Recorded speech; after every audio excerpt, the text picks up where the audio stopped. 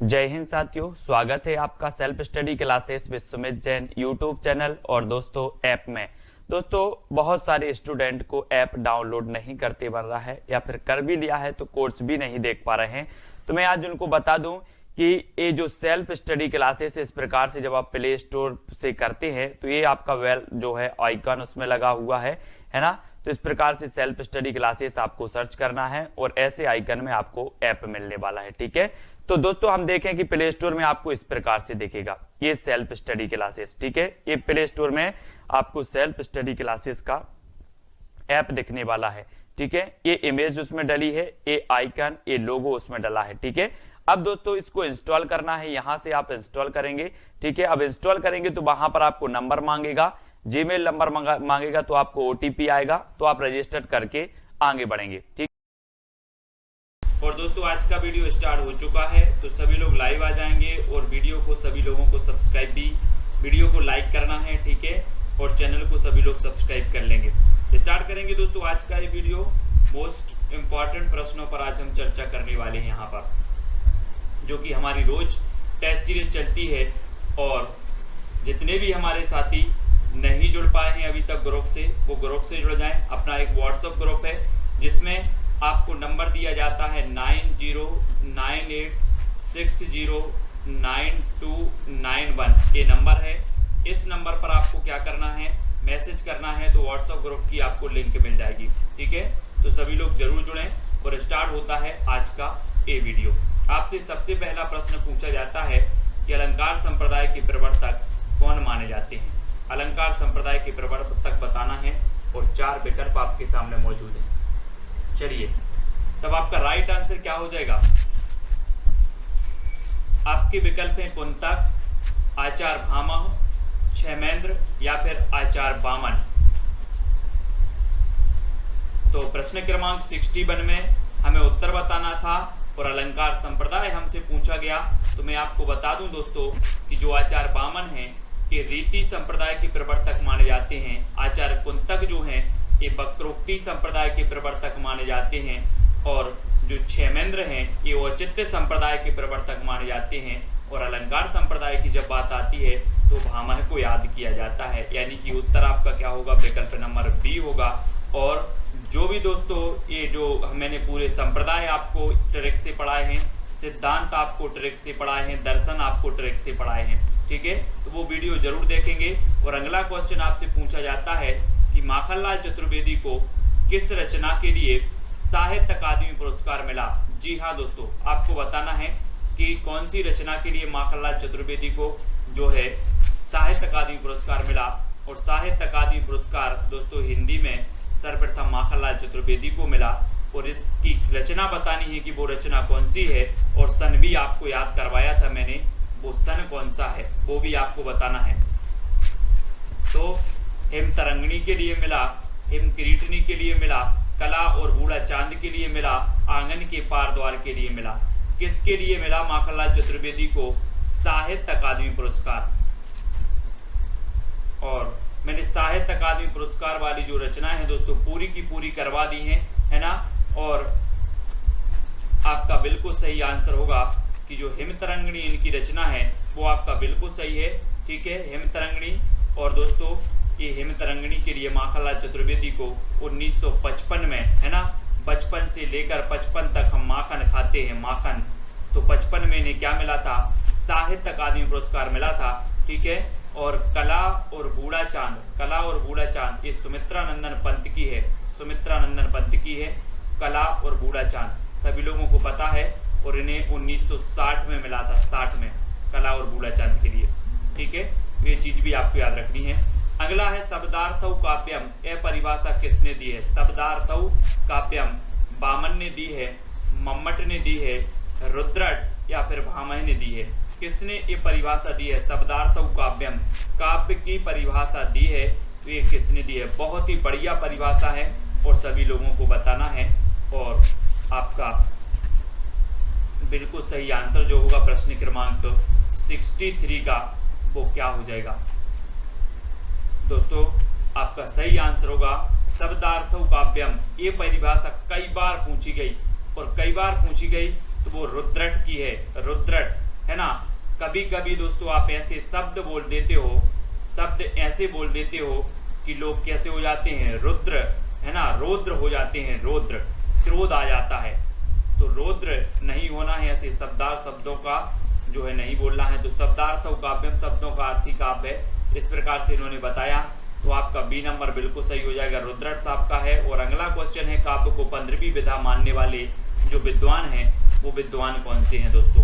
काव्य को 15वीं विधा मानने वाले विद्वान कौन से हैं? राजशेखर हैं, महावीर प्रसाद द्विवेदी हैं, या फिर आचार्य रामचंद्र शुक्ल हैं, या फिर आचार्य विश्वनाथ हैं। कौन हैं काव्य को 15वीं विधा मानने वाले ऐसे आचार्य कौन हैं, ये चीज बतानी है। बात कर लेते हैं रामचंद्र शुक्ल की। रामचंद्र शुक्ल की दोस्तों, तो रामचंद्र शुक्ल आपको पता है श्रेष्ठ आचार्य माने जाते हैं रामचंद्र शुक्ल जी। और इनके जो कथन है वो हर एग्जाम में 1-2 कथन आप अवश्य पूछे जाते हैं, ठीक है। और विश्वनाथ की बात करें दोस्तों कि हिंदी साहित्य का संक्षिप्त इतिहास इन्होंने ग्रंथ लिखा है विश्वनाथ जी ने, आचार्य विश्वनाथ ने। महावीर प्रसाद द्विवेदी की तो बात आपको निराली है कि महावीर प्रसाद द्विवेदी के नाम पर तो एक युग का नाम पड़ गया, द्विवेदी युग, ठीक है।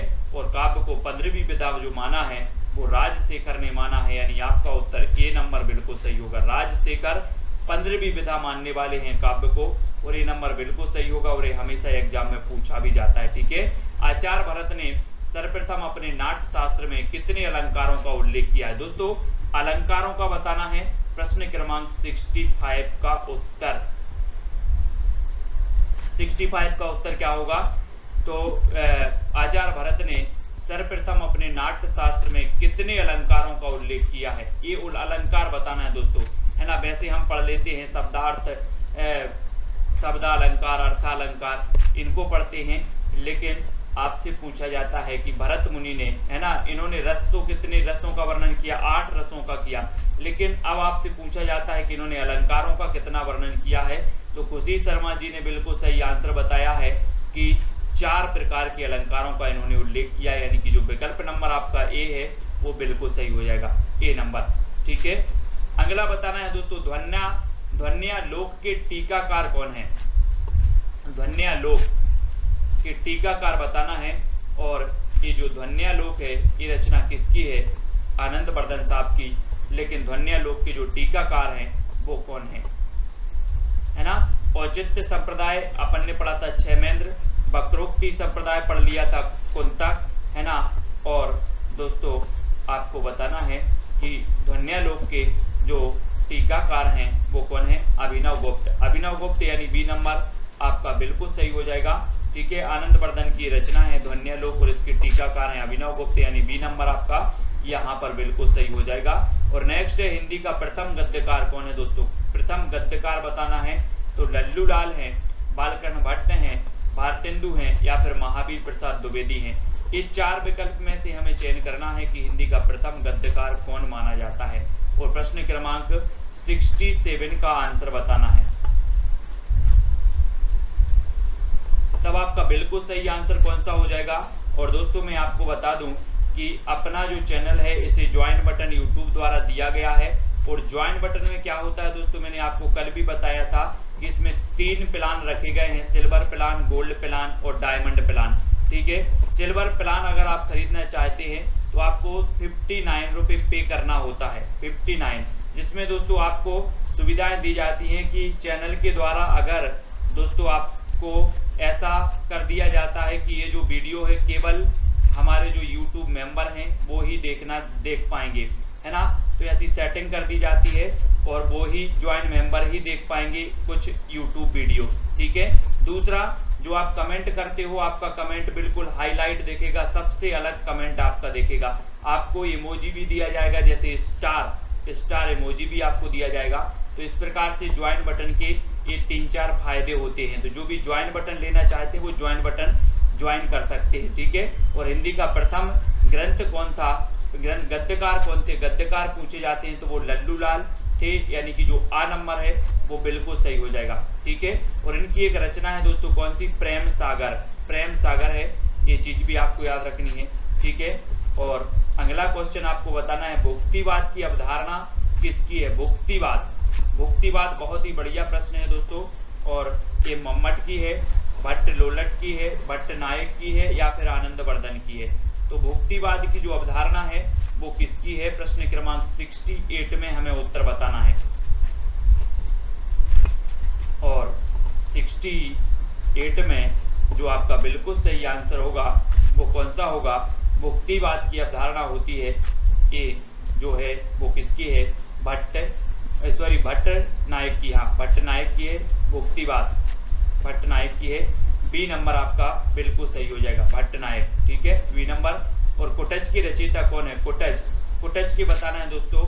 हजारी प्रसाद द्विवेदी, विद्यानिवास मिश्र, रामचंद्र शुक्ल या फिर भारतेंदु। तो कुटज के रचयिता कौन माने जाते हैं? 4 विकल्प है।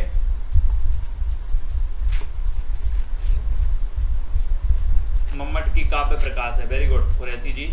और कुटज के रचयिता जो माने जाते हैं वो कौन माने जाते हैं? हजारी प्रसाद द्विवेदी, है ना। हजारी प्रसाद द्विवेदी के बारे में हमने पढ़ा था कि शिरीष के फूल इनकी एक रचना है, शिरीष के फूल, अशोक के फूल, है ना। जब हमने समान नामों वाली रचनाएं पढ़ी थी तो तब पढ़ी थी शिरीष के फूल, अशोक के फूल, है ना।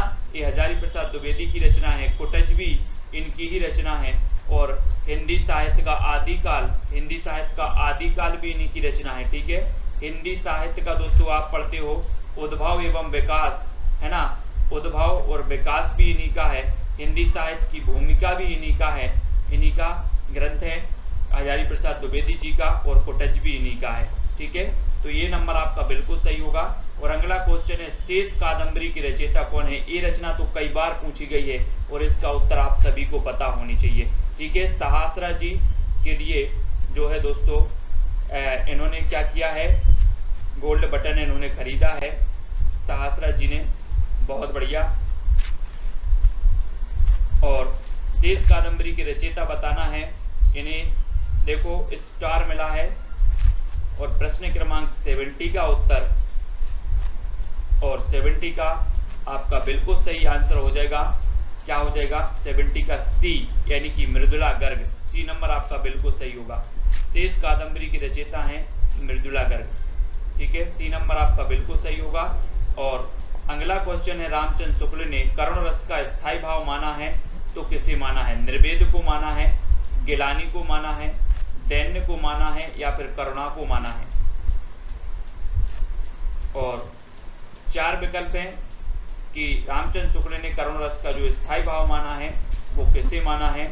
और प्रश्न क्रमांक 71, और 71 का जो आपका बिल्कुल सही आंसर होगा वो क्या हो जाएगा? रामचंद्र शुक्ल ने करुण रस का स्थायी भाव माना है करुणा, यानी कि आपका जो डी नंबर है वो बिल्कुल सही हो जाएगा, करुणा। ठीक है, रामचंद्र शुक्ल ने करुण रस का स्थायी भाव करुणा को मान लिया। और ठेठ हिंदी का ठाठ उपन्यास के लेखक हैं तो कौन है?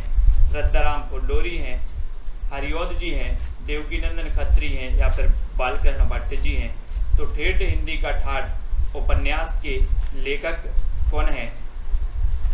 क्या हो जाएगा? और प्रश्न क्रमांक 72, और 72 का आपका बिल्कुल सही आंसर होगा हरिओद, यानी कि जो आपका बी नंबर है वो बिल्कुल सही हो जाएगा। ठेठ हिंदी का ठाठ उपन्यास के जो लेखक हैं वो हैं हरिओद।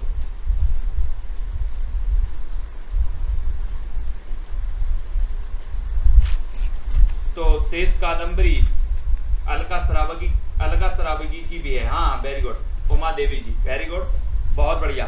ये जो रचना है वो अलका सरावगी की है, शेष कादंबरी। ठीक है, बहुत बढ़िया। 70 का 1 नंबर बिल्कुल सही हो जाएगा, है ना। अलका सरावगी की है शेष कादंबरी, इसको सुधार लेना। और रामचंद्र शुक्ल ने करुणा बताया है। ठेठ हिंदी का ठाठ ये हरिओद जी की रचना है, बी नंबर आपका बिल्कुल सही हो जाएगा, बहुत बढ़िया। ठीक है, अगला बताना है, निम्न में से कौन सी भारत पाक विभाजन पर आधारित कहानी नहीं है? भारत पाक विभाजन पर आधारित कहानी कौन सी नहीं है? सिक्का बदल गया, जन्मभूमि, व्यथा, सरगम या फिर फांसी। भारत पाक विभाजन पर आधारित कहानी कौन सी नहीं है? ये चीज बतानी है आपको। और आपका बिल्कुल सही आंसर हो जाएगा, क्या हो जाएगा? फांसी। फांसी यानी कि जो सी नंबर है वो बिल्कुल सही हो जाएगा। ठीक है, ये जो फांसी है, बाकी सिक्का बदल गया आपको कृष्णा सूक्ति की पता होगी, है ना। ये जो है भारत पाक विभाजन पर आधारित है। जन्मभूमि भी भारत पाक विभाजन पर आधारित है। व्यथा भी भारत पाक विभाजन पर आधारित है। तो कौन सी नहीं है? फांसी नहीं है। और सी नंबर आपका बिल्कुल सही हो जाएगा।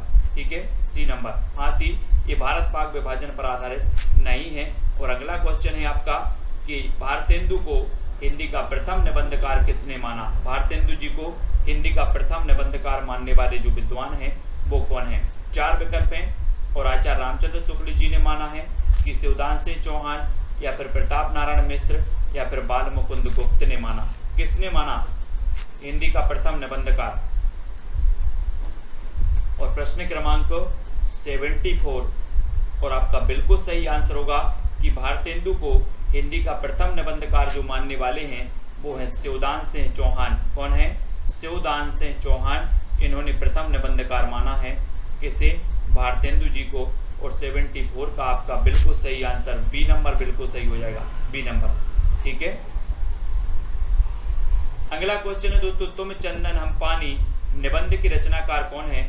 शरद जोशी जी हैं, विवेकी राय हैं, विद्यानिवास मिश्र हैं, या फिर रमेश चंद्र साय हैं। कौन है? तुम चंदन हम पानी निबंध के रचनाकार, यानी कि प्रश्न क्रमांक 75 का उत्तर लिखना है।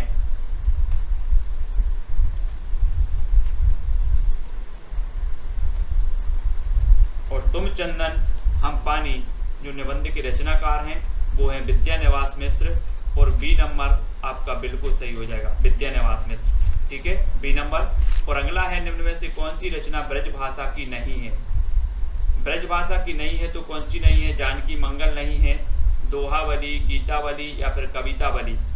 तो कौन सी रचना ब्रज भाषा की नहीं है?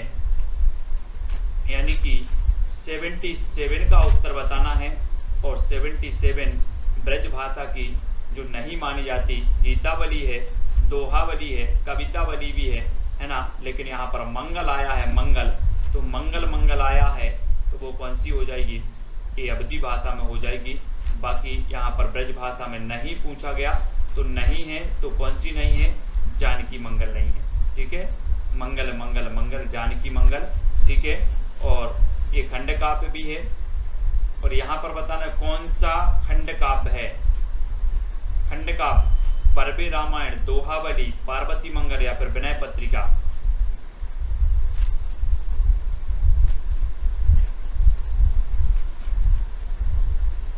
तो खंड काव्य पूछा गया तो खंड काव्य कौन सा है? पार्वती मंगल, है ना। पार्वती मंगल क्या है?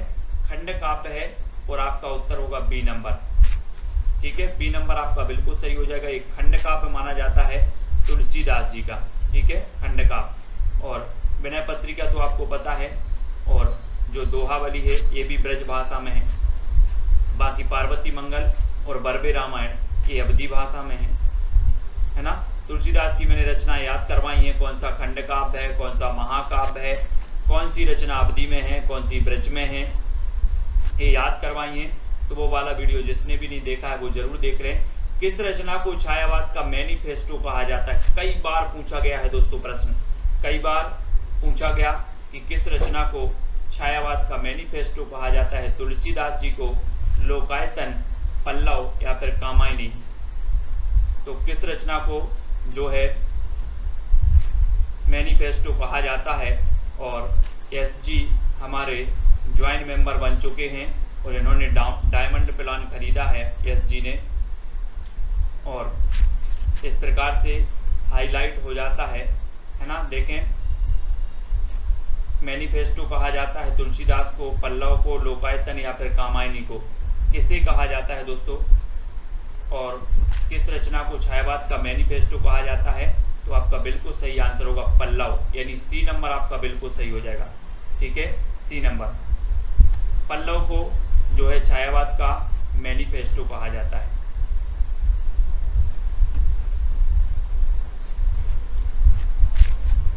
पल्लव आपका बिल्कुल सही हो जाएगा, पल्लव।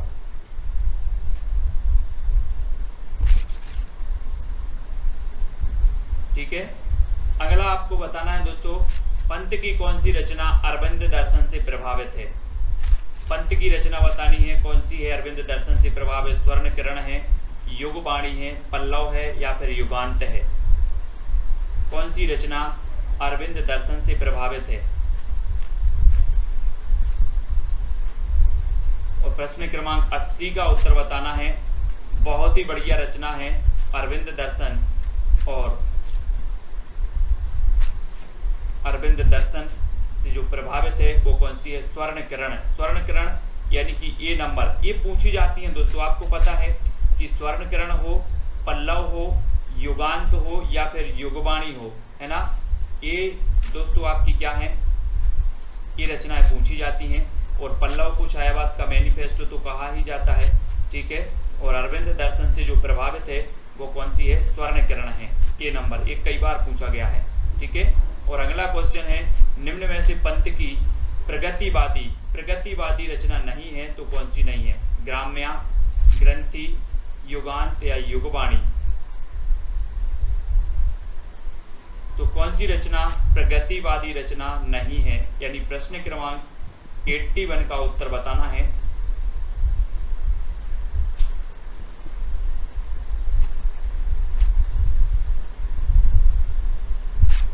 दोस्तों आपको पता होगा कि जो पंत थे, सुमित्रानंदन पंत, इन्होंने एक रचना लिखी थी, कौन सी? युगांत। और युगांत रचना के माध्यम से इन्होंने छायावाद का अंत किया, यानी कि छायावाद का युग का अंत हुआ युगांत से। और प्रगतिवादी रचना यहाँ पर नहीं है पूछी गई, तो वो ग्रंथि नहीं है, ग्रंथि है ना। और एक पूछा जाता है कि किस रचना से छायावाद का युग का अंत माना जाता है, तो युगांत से माना जाता है। वैसे युग का अंत तो है ही, और युगांत जो रचना है ये पंत की है ना। ग्राम्या, युगांत, युगबाणी, ये रचनाएं किसकी हैं दोस्तों? ये प्रगतिवादी मानी जाती हैं। बाकी ग्राम्या की अगर बात करें, ग्रंथि की बात करें, तो ये छायावादी मानी जाती है, ठीक है। तो ये चीज आपको याद रखनी है। और अगला है, निम्न में से पंत की छायावादी रचना नहीं है तो कौन सी नहीं है? पंत की छायावादी रचना बतानी है, तब युगबाणी नहीं है, गुंजन नहीं है, वीणा या फिर पल्लव नहीं है। यानी कि 82 का आंसर बताना है। और 82 में आपका छायावादी रचना हमने अभी पढ़ा है कि वीणा भी है, पल्लव भी है, गुंजन भी है, लेकिन कौन सी नहीं है? युगबाणी। युगबाणी यानी कि जो आपका ए नंबर है युगबाणी, वो बिल्कुल सही हो जाएगा, ए नंबर, ठीक है। ए नंबर आपका सही होगा। और अगला क्वेश्चन है दोस्तों, बादल को निराला ने बादल राग में किसका प्रतीक माना है? बहुत ही बढ़िया है यशवंत जी, क्वेश्चन बताना है आपको कि बादल को निराला ने बादल राग में किसका प्रतीक माना है? शोषक का, पूंजीपति का, क्रांति दूत का या फिर शोषण का? बादल को निराला ने बादल राग में किसका प्रतीक माना है? और बहुत ही बढ़िया है दोस्तों, आपने निराला जी की पढ़ी होगी यथार्थवादी रचना तोड़ती पत्थर, है ना। संसार का सबसे शोक गीत पना होगा सरोज स्मृति, है ना। और दोस्तों यहाँ पर बादल राग माना है, तो बादल राग में किसका प्रतीक? तो क्रांति दूत का प्रतीक माना है। क्रांति दूत यानी कि डी नंबर आपका बिल्कुल सही होगा। क्रांति दूत का प्रतीक मानने वाले हैं तो वो है निराला जी बादल राग को। हिंदी का पहला उपन्यास आचार्य रामचंद्र शुक्ल ने कौन सा माना है? बहुत ही बढ़िया प्रश्न है दोस्तों, है ना। ये क्वेश्चन पूछा जाता है आपसे, कैसा पूछ लिया गया? सबसे पहली बात तो हिंदी का पहला उपन्यास पढ़ा होगा आपने, परीक्षा गुरु को। लेकिन अब आपसे अगर पूछ लिया गया कि रामचंद्र शुक्ल ने कौन सा माना है, तो आप कंफ्यूज हो जाते हो हमेशा। तो आप याद रख लेना कि हिंदी का प्रथम उपन्यास परीक्षा गुरु को रामचंद्र शुक्ल ने ही माना है। किसने माना है? रामचंद्र शुक्ल ने ही माना है। तो आपका उत्तर हो जाएगा परीक्षा गुरु, और ए नंबर आपका बिल्कुल सही हो जाएगा, ठीक है। ए नंबर, परीक्षा गुरु आपका ए नंबर बिल्कुल सही होगा। और अगला क्वेश्चन देख लेते हैं कि प्रथम विश्व हिंदी सम्मेलन कहाँ हुआ था? कहाँ हुआ था? मॉरिशस में, नागपुर में या फिर भोपाल या फिर नई दिल्ली में? प्रथम विश्व हिंदी सम्मेलन बताना है दोस्तों, ये कहाँ पर हुआ था? और मैं आपको बता दूं कि ये जो प्रथम हिंदी सम्मेलन हुआ था, ये हुआ था प्रथम कहाँ पर? नागपुर में। कहाँ पर हुआ था? नागपुर। और आपका उत्तर होगा विकल्प नंबर सी, ठीक है। सी नंबर आपका बिल्कुल सही होगा। नागपुर में प्रथम विश्व हिंदी सम्मेलन हुआ था। और अगला क्वेश्चन है अद्वैतवाद के प्रवर्तक हैं तो कौन है? शंकराचार्य हैं, क्षेमेंद्र हैं, रामानुजाचार्य हैं, विष्णु स्वामी हैं। अद्वैतवाद के प्रवर्तक कौन माने जाते हैं? विकल्प बताना है, 4 विकल्प आपके सामने है, 86 का उत्तर बताना है, फिर आपका राइट आंसर क्या होगा? अद्वैतवाद मैंने आपको याद करवाए हैं दोस्तों, जितने भी संप्रदाय हैं, जितने भी आपके दोस्तों दर्शन हैं, ये सारे के सारे याद करवाए हैं। और एस रत्ती जी, एस जी और सहस्रा जी ये ज्वाइंट मेंबर हैं हमारे, सहस्रा जी भी हैं, एस जी भी हैं। ठीक है, बहुत बढ़िया। और अद्वैतवाद यानी शंकराचार्य, ए नंबर आपका बिल्कुल सही हो जाएगा, ए नंबर। ठीक है, और एक मैं दोस्तों अपने 10-12 ज्वाइंट मेंबर हो जाएं उनके लिए स्पेशल क्लास रखूंगा अलग से, केवल ज्वाइंट मेंबर के लिए। तो 10 से 12 ज्वाइंट मेंबर अगर अपने हो जाएंगे तो केवल ज्वाइंट मेंबर के लिए अलग से क्लास, स्पेशल क्लास रखेंगे।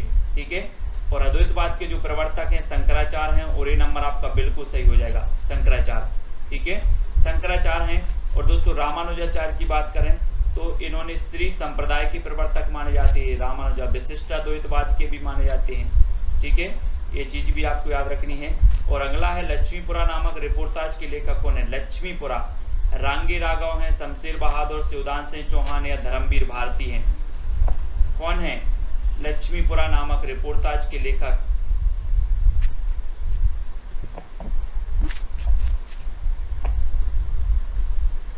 और प्रश्न क्रमांक 87 और 87 का आपका बिल्कुल सही होगा लक्ष्मीपुरा।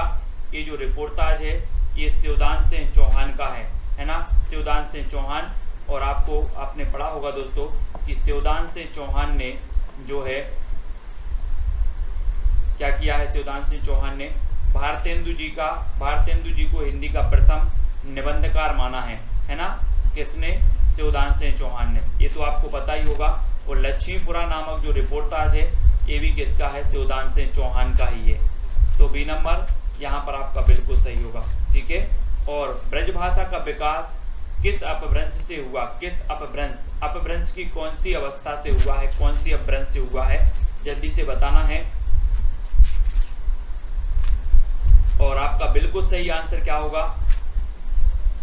अपभ्रंश से हुआ है अर्धमागधी से, सौरसेनी से, मागधी से, या फिर इनमें से कोई नहीं।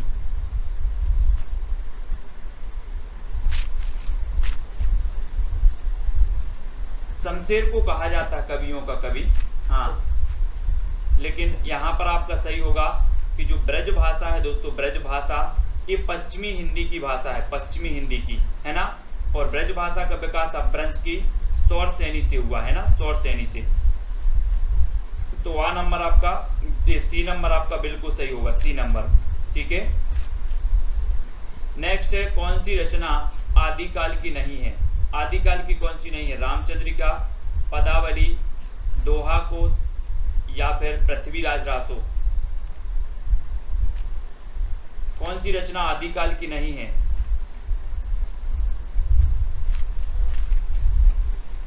हाँ, पूर्वी हिंदी अर्धमागधी से निकली थी और पश्चिमी हिंदी सौरसेनी से। Very good. और आदिकाल की नहीं है तो आपको पता है कि पदावली है, दोहा कोश है, पृथ्वीराज रासो भी है, लेकिन कौन सी नहीं है? रामचंद्रिका। और ये रामचंद्रिका कब की है? तो ये भक्ति काल की रचना मानी जाती है, भक्ति काल की। ठीक है, भक्ति काल की रचना कौन सी मानी जाती है? रामचंद्रिका। और पदावली, दोहा कोश, पृथ्वीराज रासो ये आदिकाल की हैं। और आपका उत्तर क्या हो जाएगा? ए नंबर। ठीक है, ए नंबर आपका बिल्कुल सही होगा। आदिकाल को अपभ्रंश काल किसने कहा दोस्तों? आदिकाल को अपभ्रंश काल जो नाम दिया वो किसने दिया? मिश्र बंधुओं ने, राहुल सांकृत्यायन ने, विश्वनाथ प्रसाद ने या फिर धीरेन्द्र वर्मा ने? तो किसने दिया? यानी कि प्रश्न क्रमांक आपका 90 का उत्तर बताना है। और बहुत ही बढ़िया प्रश्न है कि अपभ्रंश काल जो कहने वाले हैं राहुल सांकृत्यायन ने, तो क्या कह दिया था? क्या कहा था राहुल सांकृत्यायन ने? और धीरेन्द्र वर्मा आपका बिल्कुल सही होगा। यहाँ पर अपभ्रंश काल कहा है इन्होंने, धीरे से कह दिया, धीरे से, यानी कि आपका उत्तर होगा धीरेन्द्र वर्मा। ठीक है, धीरेन्द्र वर्मा। और डी नंबर बिल्कुल सही हो जाएगा। हाँ, छंदों का अजायब घर भी कहा जाता है रामचंद्रिका को। बहुत बढ़िया। और अगला, वीर रस प्रधान रचना में गुण होता है तो कौन सा होता है? माधुर गुण, प्रसाद गुण, प्रसाद गुण होता है, ओज होता है, या इनमें से कोई नहीं? वीर रस प्रधान रचना में बताना है दोस्तों। और जब वीर रस की बात आती है तो उत्साह इसका स्थायी भाव है। वीर रस का उत्साह जो है स्थायी भाव है। और आपको पता है दोस्तों कि रीति काल में वीर रस में रचना करने वाला एकमात्र कवि था भूषण, है ना। और भूषण के कुछ वास्तविक नाम था क्या? घनश्याम, और मनीराम भी था इनका, मनीराम, ठीक है, मनीराम भी था। तो हाँ, सिद्ध सामंत योग कहा। और वीर रस प्रधान जो रचना में गुण होता है तो वो होता है ओज गुण। ओज यानी बी नंबर आपका बिल्कुल सही होगा, ओज गुण, ठीक है। अगला है, छायावाद की मूल चेतना किस शब्द समूह से अधिक व्यक्त होती है? किस शब्द समूह से अधिक व्यक्त होती है? स्वानुभूति की विवृत्ति, प्रकृति का मानवीकरण, सौंदर्य का साधन, या व्यक्त सत्ता का प्रत्यक्षीकरण? तो राइट आंसर, छायावाद की मूल चेतना किस शब्द समूह से अधिक व्यक्त होती है? तो किससे होती है? यानी कि 92 का उत्तर बताना है। और 92 का आपका बिल्कुल सही होगा, प्रकृति का मानवीकरण, यानी बी नंबर आपका बिल्कुल सही हो जाएगा। छायावाद में दोस्तों प्रकृति का मानवीकरण किया गया। और छायावाद की मूल चेतना जिस शब्द से व्यक्त होती है वो है प्रकृति का मानवीकरण। और बी नंबर आपका बिल्कुल सही हो जाएगा, ठीक है, बी नंबर। अगले क्वेश्चन की ओर बढ़ते हैं। 84 वैष्णव की वार्ता किसकी रचना है? आपने पढ़ा होगा दोस्तों 252 वैष्णव की वार्ता और 84 वैष्णव की वार्ता, है ना। ये दोनों ही रचनाएं हैं, तो वो किसकी हैं? और मैं जब तक आपको बता दूं कि रूप गोस्वामी की एक रचना है उज्ज्वल नीलमणि, है ना, उज्ज्वल नीलमणि है रूप गोस्वामी की रचना है। और ज्योतिरीश्वर ठाकुर की रचना है कौन सी? वर्ण रत्नाकर। और नाभादास की तो पता ही है आपको, भक्तमाल, है ना। तो 84 वैष्णव और 252 वैष्णव की वार्ता के जो रचनाकार होंगे वो कौन होंगे? गोकुलनाथ, यानी बी नंबर आपका बिल्कुल सही होगा, गोकुलनाथ, ठीक है। और अगला है, अवध विलास की रचनाकार कौन है? अवध विलास प्राणचंद्र चौहान है, लालदास हैं, विद्यानिवास मिश्र हैं, या फिर भारतेंदु हैं? यानी कि 94 का आंसर बताना है। और 94 यानी कि 94 का आपका बिल्कुल सही आंसर होगा अवध विलास दोस्तों। हम पढ़ते ना अवध के लाल, है ना, अवध के लाल, अवध विलास। और अवध के लाल यानी कि लालदास, अवध के लाल, तो लालदास, ठीक है। और प्राणचंद्र चौहान की रामायण महानाटक है, ठीक है, प्राणचंद्र चौहान। और डॉक्टर राजेंद्र प्रसाद की जो आत्मकथा है वो कौन सी है? राजेंद्र प्रसाद। और एक गालिब छूटी शराब तो मैंने आपको याद करवाया था, एक गालिब छूटी शराब रविंद्र कालिया की है, गालिब छूटी शराब रविंद्र कालिया। सत्य की खोज, यही आत्मकथा राजेंद्र प्रसाद की है, यानी बी का नंबर सही हो जाएगा। अर्ध कथानक तो आपकी बनारसी दास जैन की है, लेकिन मेरी जीवन यात्रा की बात आती है तो ये दो लोगों की है, यानी कि जानकी देवी बजाज की है, जानकी देवी बजाज। और राहुल सांकृत्यायन की आत्मकथा का नाम भी क्या है? मेरी जीवन यात्रा, ठीक है। सत्य की खोज राजेंद्र प्रसाद, गालिब छूटी शराब रविंद्र कालिया, और जो है अर्ध कथानक ये हिंदी की प्रथम आत्मकथा है और ये बनारसी दास जैन की है, ठीक है। तो सी नंबर आपका यहाँ पर बिल्कुल सही हो जाएगा। और हिंदी में रिपोर्टाज विधा का जनक माना जाता है तो भारतेंदु को, बनारसी दास को, शिवदान सिंह चौहान को, या फिर पदम सिंह शर्मा को किसे माना जाता है दोस्तों? रिपोर्टाज विधा का जनक, यानी कि प्रश्न क्रमांक 96 का जो आंसर है वो बताना है। और आपका बिल्कुल सही आंसर होगा, हिंदी में रिपोर्टाज विधा का जो जनक माना जाता है वो माना जाता है शिवदान सिंह चौहान, यानी आपका उत्तर क्या होगा? विकल्प नंबर बी, शिवदान सिंह चौहान, ठीक है। इन्हें रिपोर्टाज विधा का जनक माना जाता है। ये रिपोर्टाज विधा को आपको याद रखना है, ठीक है।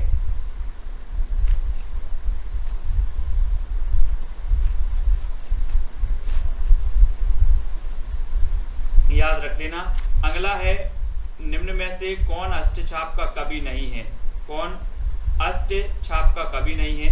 कृष्णदास, नाभादास, कुंभन दास, या फिर परमानंद दास?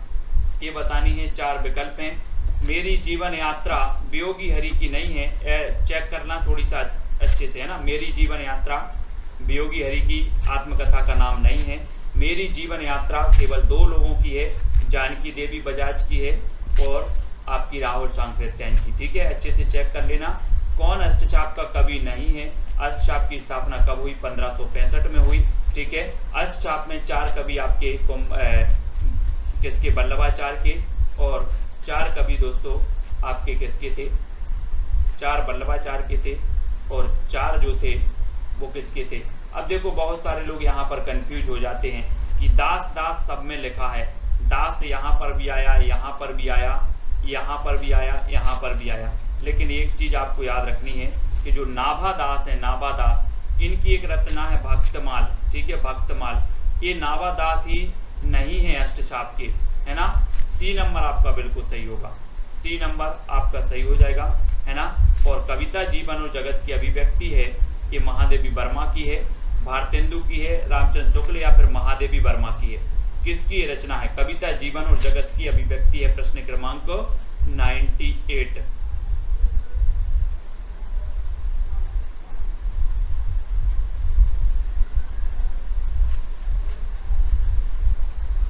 प्रेम सिंह जी क्या बोल रहे हैं? नरेंद्र की आत्मकथा सत्य की खोज, नरेंद्र की नहीं, राजेंद्र प्रसाद की है सत्य की खोज, है ना।